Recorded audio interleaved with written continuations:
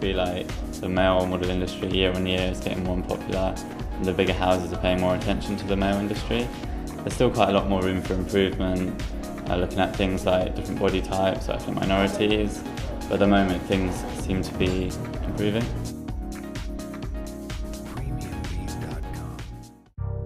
The fashion industry, a competitive and ever-evolving female-dominated market. Although behind the glitz and glam, the industry conveys an unrealistic idea of perfect. But what about the other half? Do male models cope with the same social challenges as female models? This documentary will explore what it's like being a male model in today's world and touch on the different challenges they face. I think it's quite a creative industry, and it allows you to work with kind of inspiring people and collaborate with them. It's more of an art form. It's less to do with just walking down the runway, wearing a different set of clothes each time. It's more like, it's just more than that. Modelling is one of the very few industries that women earn more than men. According to the Forbes list, the highest paid female model, Giselle Bundchen, earned $42 million in 2015, while the highest paid male model, Sean O'Brien, earned a mere $1.15 million. On average, male models are being paid 76% less than women. I think it's mainly because of the demand for the female model. There's a lot more avenues for her to go down, whether it be different brands or ad campaigns or like different websites for them to be on. And that makes people more willing to pay more money for them. I think as the male model industry continues to grow, there'll be more avenues available to the males as well. Hopefully that should close the gap. But also there's issues like including different ethnic minorities in runway shows, or also different body types that aren't the conventional like hunky male, like skinny people, any kind of type of body type really. Lomteva is a fashion designer for Drifters London, a men's clothing company. The brand is known for its initiative style and breaking cultural boundaries through freedom of expression, colour and design. I found that when I started at uni, even like just making female patterns, it was very easy. I found it easy. It was almost like, I don't know, I just didn't feel like it was right to do something that was so easy. If I'm going to do a degree in something, at least let me be challenged, let me feel like I'm learning. So I switched to men's and I just never looked back. I love it. I just love to see a well-dressed man, and I love to dress a man as well. I enjoy it. Definitely I'm aiming for more luxe market, so let's say between 25 to 35. A lot of people like to call my clothes urban. I don't really like that word, but I know it's easy. It's easier for people to understand what it is that I make without me having to sit here and explain. So just say urban. But I definitely say it's for the eclectic fashion lover, I guess. As a fashion designer, I think I would say I redefine perfect by always going back into my inspiration and making that the focus of whatever collection that I make. I like to experiment as much as possible and always have something new. As much as I like to keep my collections looking like drifters and looking like they come from me, I always like them to be different. It's part of the whole ethos of the brand. So I would definitely say exploring and going back into my inspiration. The first time I attended the fashion show, it was in Milan, and because my friend, who is a fashion PR, so she got me a VIP ticket, so I went there, watched the whole show and took some backstage pictures. It was fantastic. The reason I specifically took pictures for male model is because I am the manager of the Chinese biggest male model forum, and I went there, took pictures. It's for our forum and we want to share on the social media, so maybe it increases fans. Body shaming is a conversation that's been brought to the forefront much more nowadays, especially with body image movements such as #IamAllWoman. This year, an ad was shown in the London Underground which had a blonde-haired female in a bikini.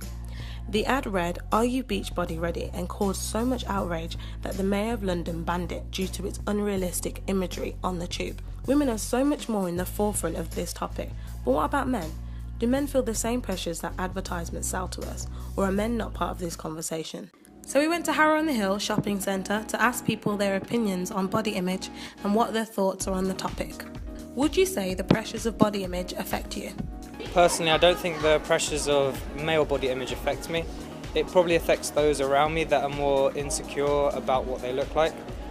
But generally, if you allow yourself to get affected by what you see on TV, that's something that you have to personally deal with. A little bit in terms of, you know, like a few people, they would sort of pressure you about, you know, they go to the gym, they're posting it all over social media.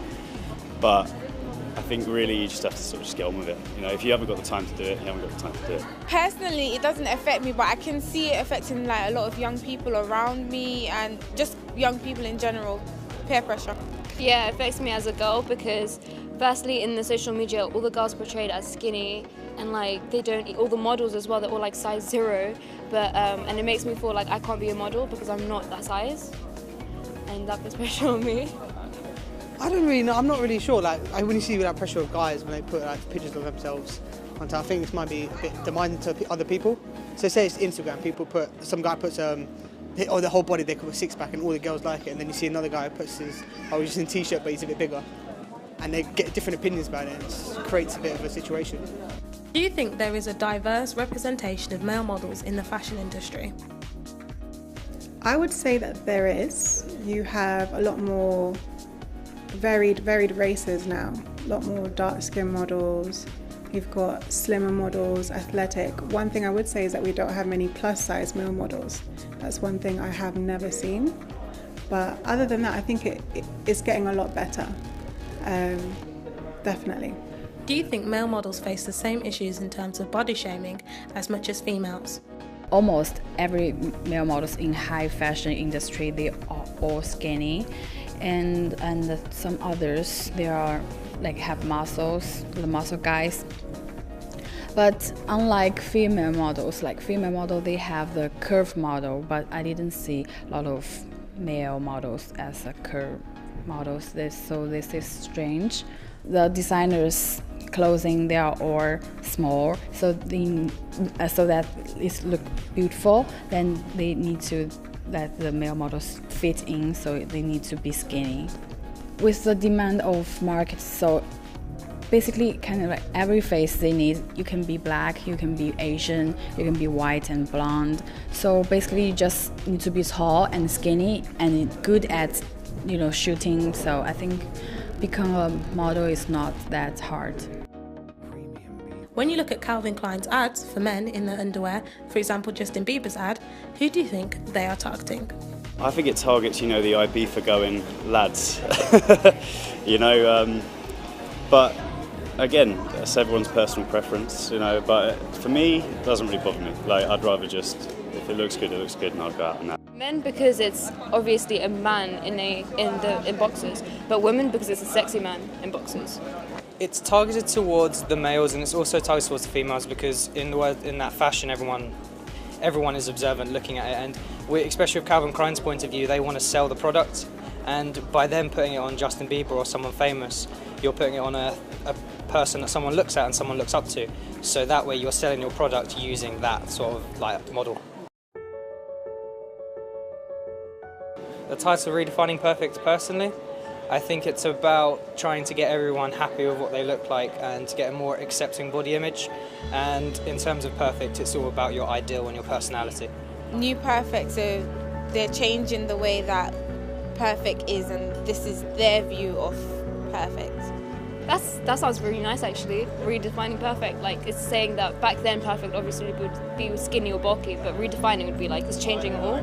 So you could be any size. Nobody has the idea of perfect. No one knows what perfect is, so it's kind of a pointless statement.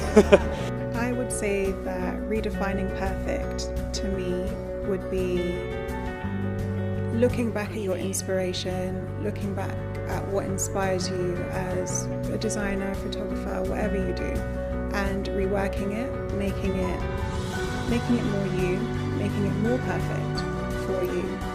For me, redefining perfect means kind of just being happy with who you are and your idea of what perfect is, and not just based on beauty, just kind of whatever makes you happy, and that's what makes you perfect.